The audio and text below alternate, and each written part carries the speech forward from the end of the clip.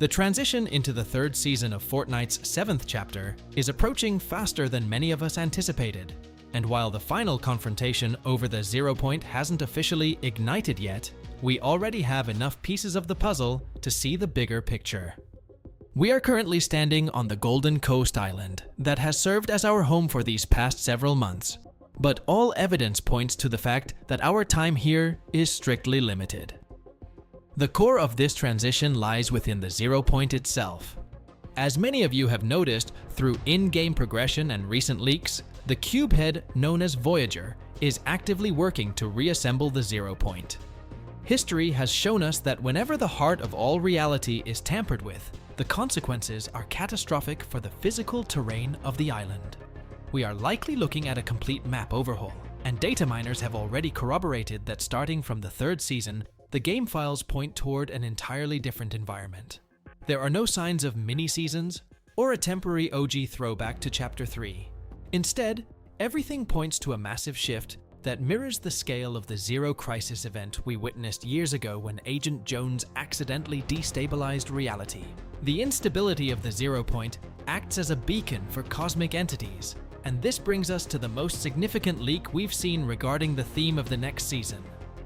While many theories have missed the mark in the past, the evidence for a massive Marvel crossover, specifically one centered around the King in Black, is becoming impossible to ignore.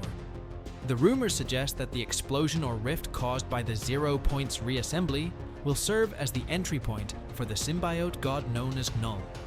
We have previously seen hints that the upcoming season would be symbiote-themed, but to understand the stakes, you have to understand who Knull actually is, and why his arrival is a much bigger deal than any previous antagonist.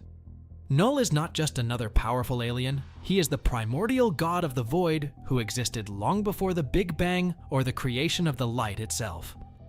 In the Marvel mythos, he is the creator of the all-black Necrosword and the progenitor of the entire symbiote race, including well-known characters like Venom and Carnage. Knull's power level is almost beyond comprehension within the context of the Fortnite universe. He is an ancient being who waged war against the Celestials, the literal architects of the universe, and managed to decapitate one of them with a single blow from his sword. This decapitated head eventually became the location known as Nowhere in Marvel lore, which gives you an idea of the scale we are dealing with. Knull represents the living abyss. That got me thinking, what if the latest hints from LEGO Fortnite about the Avengers facing the Nothing are actually hinting that Knull is the Nothing? There is a logical trail of breadcrumbs leading us to this conclusion that goes beyond just leaks. If we look back at the promotional campaign for the current season, Epic Games made several overt references to the upcoming Avengers Doomsday movie. They specifically mentioned will return in Fortnite Showdown, which are clear nods to the broader Marvel Cinematic Universe trajectory. Epic rarely drops these kinds of specific hints without a long-term payoff. Furthermore, the most glaring fact hiding in plain sight is the current state of the Ice King's collection. If you analyze the prisoners held within the ice, you'll see a very deliberate selection. Every single prisoner is an original Fortnite character, except for one. Captain America is the only collaboration character trapped in that frozen prison. This specific detail is the smoking gun. We saw a very similar tactic used back in Chapter 5 when Magneto appeared on the island as a teaser for the Wanderer, who eventually turned out to be Dr. Doom. By placing Captain America as a prisoner of the Ice King, Fortnite are signaling that he is a central pillar of the upcoming plot. Looking at the Lady Winfrost loading screen, we can see clear evidence that the castle is destined to be destroyed. When those walls crumble, Steve Rogers will finally be released from his cold imprisonment, likely to act as the harbinger or the leader of the resistance against whatever the 0 point has summoned.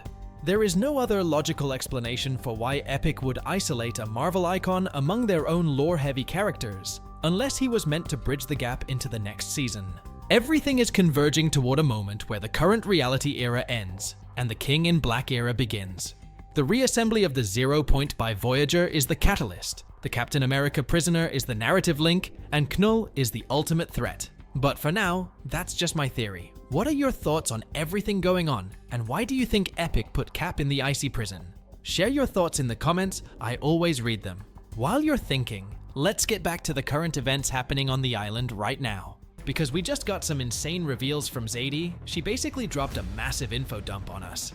It turns out Zadie is the one leading the elite unit, pulling together the best fighters from across every reality. But here's the kicker, she's actually the former head of security for the Imagined Order. She went to WOL, and has been on the run ever since the IO got crushed during the Collide event. Now Zadie is potentially under someone else's orders, scouting and training these elite soldiers, which includes Dago, Lexa, and they're clearly going to play a massive role in the future Fortnite storyline. What's really interesting is that the elite aesthetics are covered in Geno references. We're talking the black and gold color palette, the Oathbound logo showing up in box fight mode, the new Lexa skin, and so on. We'll have to see how this all plays out, but things are definitely getting interesting. But for now, let's focus on what's new in the game. For the past 24 hours, we've been playing matches where everyone has massive bobbleheads. We're shooting bullets out of our bare fingers, and we can literally piggyback on top of each other. It's all for the April Fool's Day event, which kicked off April 1st and is bringing some absolute chaos to the island. They added a hilarious new weapon called the Pew Pew, which is basically just your character doing finger guns. But don't sleep on it, it actually deals some serious damage and melts health bars. You can find these from uncommon all the way up to legendary rarity, chilling in chests or just as floor loot. Speaking of the loot pool, they've nerfed the drop rate for pizza, but buffed the spawn rates for pro fishing rods and harpoon guns. The whole finger gun madness isn't just a weapon either. It's actually incorporated into a brand new storm circle mechanic.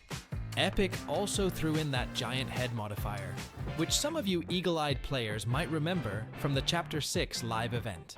Back then, we were all throwing out wild theories about what those teasers meant, but seeing this in action makes it feel like they are definitely test driving some mechanics to fully implement in Chapter 7. The craziest part of the update has to be the new stacking mechanic, where you can hop on your squad mates like a totally stacked totem pole. To do it, you just pull up your remote wheel, tab over to the last page, and boom, you're hitching a ride. If the community vibes with this, there's a solid chance it sticks around. One of Epic's directors even teased on X that they might keep it for the whole season if the hype is real.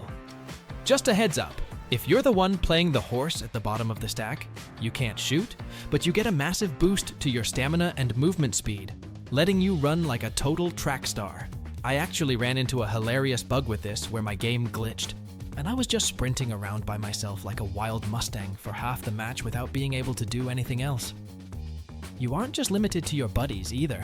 You can actually mount up on supply llamas. It's insane how fast they are, though obviously they're way harder to track down than a teammate. Those llamas actually spawn from these new in-game anomalies, and they aren't the only ones. Epic secretly cooked up a bunch of other brand new anomalies around the map in this patch too. Let's talk about the heavy hitters, the collabs. We're getting totally brain-rotted right out of the gate with Ballerina Cappuccina and Tun Tun Sahur, and the bundle with all their cosmetics is already looking stacked. The second wave is hitting us with some cyberpunk heat, bringing one dedicated skin to the item shop. On top of that, data miners found out that Toy Story is heavily encrypted in the files right now, likely dropping this weekend or next. We know this because Buzz Lightyear and Zurg are slated to be the bounty targets in the upcoming cups, meaning you can sweat it out and try to cop those skins for free. Woody is also leaked to be joining the roster, rounding out the trio for now, though I wouldn't put it past Epic to sneak in a few more surprise drops. Wrapping up the collab leaks, we're getting an alien back bling companion, plus a fully customizable car body with a bunch of sick styles to flex on the track.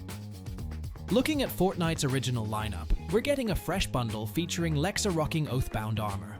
Their weapon wrap straight up has the Geno logo on it, so you already know they're going to be huge for the lore. They're dropping on April 9th, alongside the brand new box fights mode, which heavily hints that mode is going to have some serious storyline connections. Honestly, the real MVP right now is the OG pass, because Season 8 just kicked off. Epic also confirmed through a dev post that the point style recolors and the Lux wrap are directly inspired by classic styles. The pass rounds out with a glider, a TikTok emote featuring a white recolor that honestly feels like a flop, and a pretty decent mask. The map took a serious trip down memory lane too, mirroring the layout from a few years ago, but with one massive twist. The block isn't floating off the island like past seasons, it's parked dead in the center of the map. Epic already teased the Victory Umbrella, Loot Pool, and PO is a few days ago, setting the stage perfectly. We're also getting the highly anticipated Marvel mode. Just like they did with Fortnite OG, they dropped a promo image showing off the loot pool, which combines the classic mythics from that era with some of the new 2024 gear. Marvel is clearly going to be the main character this year, especially since leakers already confirmed Ultron is invading the game later in 2026. Sticking with the OG theme, we have a live event locked in for May 4th. It's supposed to tie into the main Battle Royale storyline, specifically with the Voyager, but the exact connection is still a total mystery. I've said it a million times, but I'm betting my V-Bucks that the final Chapter 1 event is going to collide head-on with the Chapter 7 finale. The timeline is moving fast. Season 8 wraps up on June 17th, pushing us into Season 9, with Season 10 likely dropping early September. That puts the end of this OG Chapter 1 sometime around late October or November.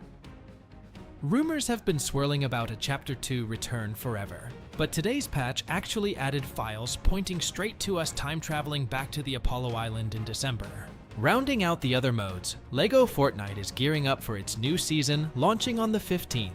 Rocket Racing also has an April Fool's event running right now, but I'll keep it a buck with you. I played a few matches and couldn't find a single thing different. Don't forget that the new box fight mode goes live on April 9th, bringing free rewards like a back bling and XP quests to grind. Also, make sure you log in today, because they're handing out a free loading screen just for booting up the games. The second season storyline is all about the Dark Voyager saga. That's what the folks at Epic are calling the whole Chapter 7, which means Cubehead is sticking around till at least September. To finally shut him down, Jones and Hope are getting the Seven back together again. The Order, the Visitor, and the Foundation are already on the island. Right now, they're hunting for the Origin, the Scientist, and the Paradigm. It looks like this whole season is going to be focused on two major things: getting the 0 Point back in action, and rounding up the Seven. There's one big ice-cold wildcard though, and that's the Ice King, who's going to be throwing serious wrenches in the works.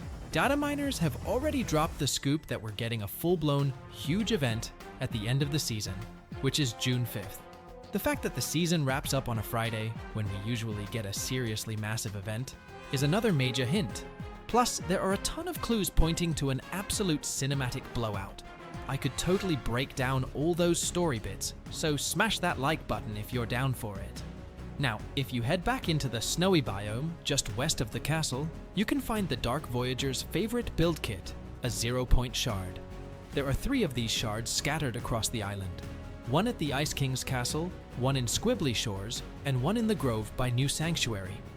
Each one messes with reality, giving you different effects. In the winter biome, it freezes your feet. At the shores, it lowers gravity. And in the Grove, it gives you 0 Point dash charges. And of course, you can use any of these shards as a rift. By the way, there's a cool Easter egg right near that shard. Ever played curling? If not, now you can do it right in Fortnite. Though for some reason they've got cones instead of stones here. If anyone knows what the deal is with that, enlighten me. So, the goal is to land that cone right in the bullseye, and you'll get a whole mess of loot for it. So, is it worth the grind for that not so great loot? Personally, I doubt it. But if the storm isn't breathing down your neck, it's a cool one-time thing to try. The Ice King's snowstorms also hit Latte Landing, where the locals are now bundling up big time. The lake, which used to be a literal drain for gallons of coffee, has frozen over, so the people there have a new jam: ice fishing. Honestly, I like the spot way better this way. Meanwhile, at Sauce Studio, digging has suddenly started, and what the excavators uncovered there totally freaked me out. Who would have thought there was a massive hidden flying saucer under the island all this whole time? Most likely that weird studio is filming another episode of their banger series about Peelians.